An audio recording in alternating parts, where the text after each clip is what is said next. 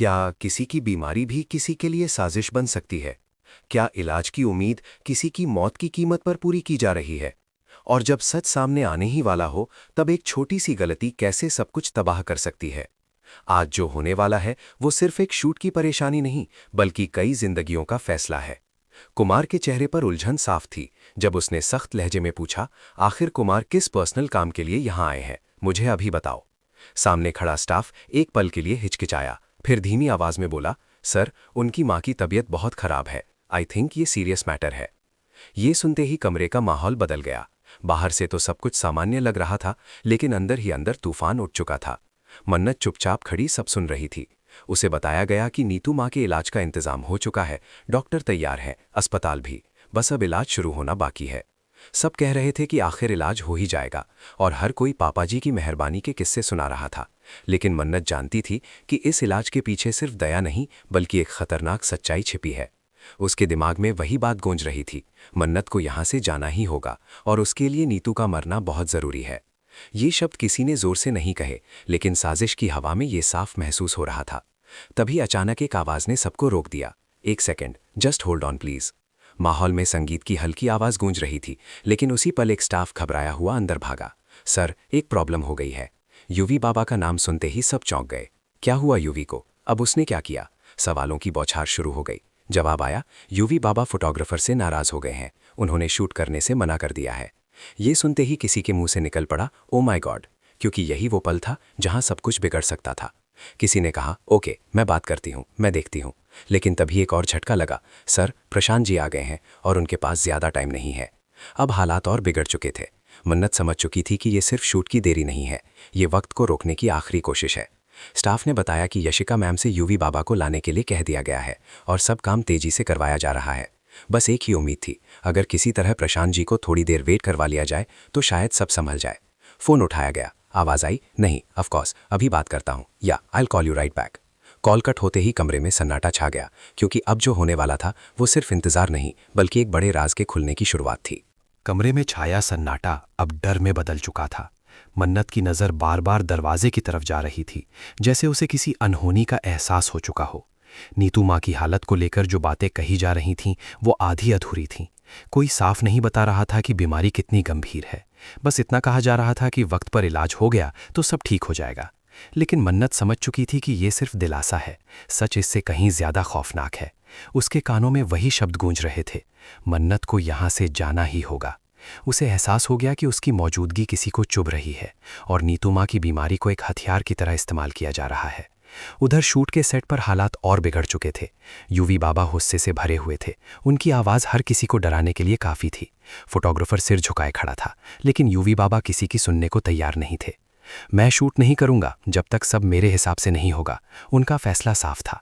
इस एक फैसले ने पूरी टीम को हिला दिया, क्योंकि अब प्रशांत जी का इंतजार भी एक खतरा बन चुका था। यशिका मैम ने यूवी बाबा को मनाने की पूरी कोशिश की, लेकिन हर मिनट के साथ समय हाथ से फिसलता जा रहा था। इधर अस्पताल से एक कॉल आया, जिसने मन्नत के दिल की धड़कन बढ़ा दी। डॉक्टर ने कहा कि नीतू की हालत स्टेबल नहीं है और अगर अगले कुछ घंटों में सही फैसला नहीं लिया गया तो हालात बिगड़ सकते हैं। ये सुनते ही मन्नत का चेहरा पीला पड़ गया। उसे समझ आ गया कि ये सिर्फ एक मेडिकल इमरजेंसी नहीं, बल्कि किसी की चाल का हिस्सा है। वहीं दूसरी तरफ कुछ लोग जानबूझकर देरी करवा रहे थे, कभी शूट का बहाना, कभी मीटिंग का और कभी किसी बड़े गेस्ट के आने का। हर बहाना, हर रुकावट नीतू के वक्त को छीन रही थी। मन्नत के मन में सवाल उठने लगे, क्या सच में इलाज की तैयारी है या सिर्फ दिखावा? क्या नीतू माँ की जान बचाने की कोशिश हो रही है या उनकी हालत को और बिगड़ने दिया जा रहा है? इसी बीच प्रशांत जी का मैसेज आया कि वो ज़्यादा देर इंतजार नहीं कर सकते। ये खबर आग की तरह फैल गई। अब सबको एहसास हो गया कि अगर प्रशांत जी चले गए तो कई सच हमेशा के लिए दब जाएंगे।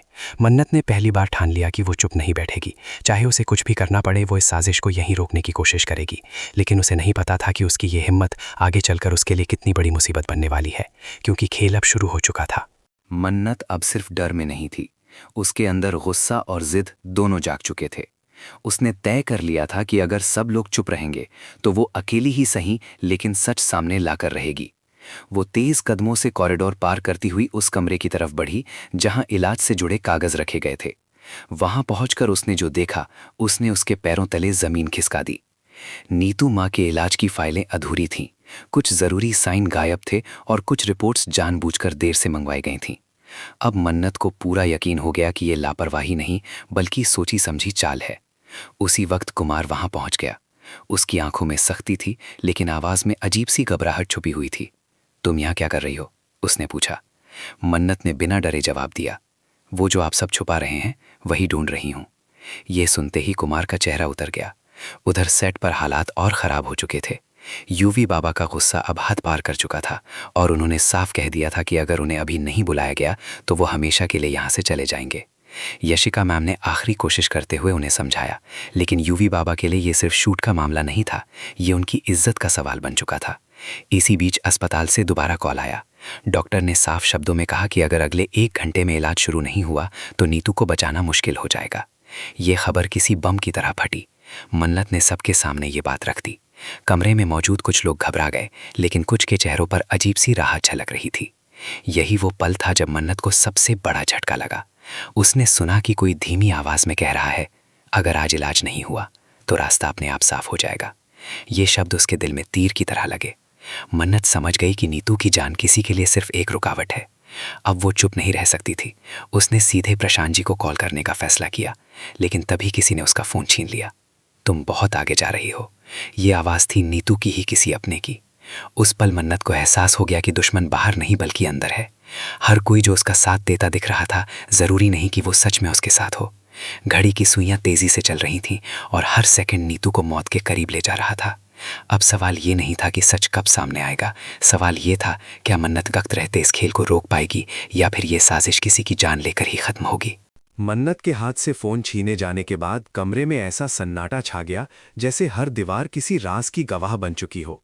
उसकी आंखों में आंसू नहीं थे, बल्कि वो आग थी जो अब बुझने वाली नहीं थी। उसने कांपती लेकिन मजबूत आवाज में कहा, अगर आज नीतू माँ को कुछ हुआ तो इसकी जिम्मेदारी आप सबकी होगी। ये सुनते ही कुछ चेहरे झुक गए, लेकिन कुछ लोग अब भी पत्थर बने खड़े थे।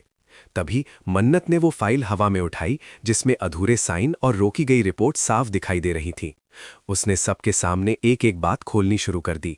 कौन सी रिपोर्ट जानबूझकर लेट करवाई गई, किसने डॉक्टर को रोकने को कहा और किसने इलाज की मंजूरी दबा कर रखी।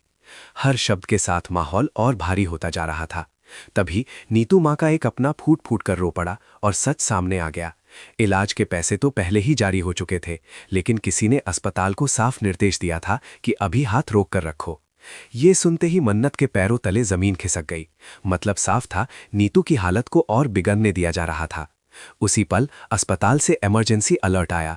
नीतू की हालत अचानक बहुत ज्यादा खराब हो गई थी। ये खबर किसी हथौड़े की तरह सबके सिर पर गिरी। मन्नत टूट गई, लेकिन सिर्फ एक पल के लिए। अगले ही पल उसने खुद को संभाला और कहा, अब बहुत हो चुका। उसने जोर देकर मांग की कि नीतू को तुरंत ऑपरेशन थिएटर में ले जाया जाए। कुछ लोगों ने उसे रोकने की कोशिश की, लेकिन तभी कुमार आगे आया। उसकी आवाज़ भारी थी, आंखें नम थीं। उसने स्वीकार किया कि उस पर दबाव डाला गया था। अगर मन्नत यहाँ रहेगी तो पूरे परिवार की सच्चाई बाहर आ जाएगी। इसीलिए नीतू की बीमारी को एक बहाना बनाया गया। ये कबूलनामा सुनते ही सब सन्न रह गए। उधर शूट कैंसिल होने की खबर फैल चुकी थी और प्रशांत जी खुद वहां पहुंच चुके थे।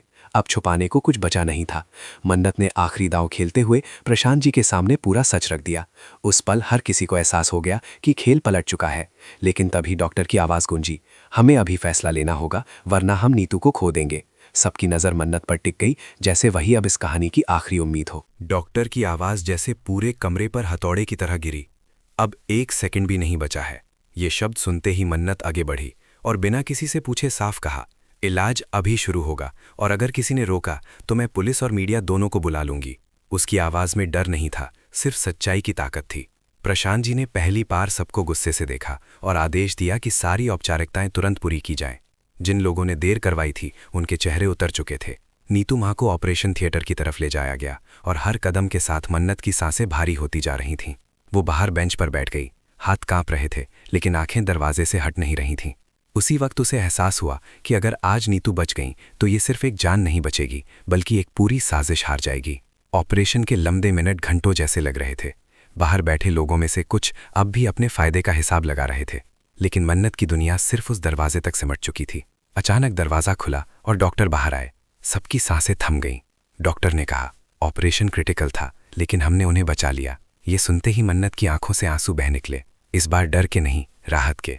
लेकिन कहानी यहीं खत्म नहीं हुई। प्रशांत जी ने सबके सामने ऐलान किया कि जिन लोगों ने इलाज रोकने की कोशिश की उनके खिलाफ सख्त कार्रवाई होगी। वो लोग जिनके लिए नीतू की जान सिर्फ एक रास्ता साफ करने का जरिया थी, अब बेनकाब हो चुके थे। कुमार सिर झुकाए खड़ा था, उसे अपनी गलती का एहसास हो चुका था। मन्नत ने उसकी तरफ देखा और बस इतना कहा, सच को दबाया जा सकता है लेकिन मिटाया नहीं। नीतू माँ की आंखें खुली और उनकी पहली नज़र मन्नत पर पड़ी। कमज़ोर आवाज़ में उन्होंने उसका हाथ पकड़ा, जैसे कह रही हूँ तुम जीत गई। बाहर निकलते हुए मन्नत को एहसास हुआ कि आज उसने सिर्फ किसी की जान नहीं बचाई बल्कि अपने लिए भी एक नई राह चुन ली है। लेकिन जाते जाते कैमरा एक चेहरे पर टिकता है जो अब भी मुस्कुरा रहा है। शायद ये कहानी यहीं ख़त्म नहीं होती, क्योंकि जहाँ साजिश ख़त्म होती है वहीं से एक नया खेल शुरू होता है।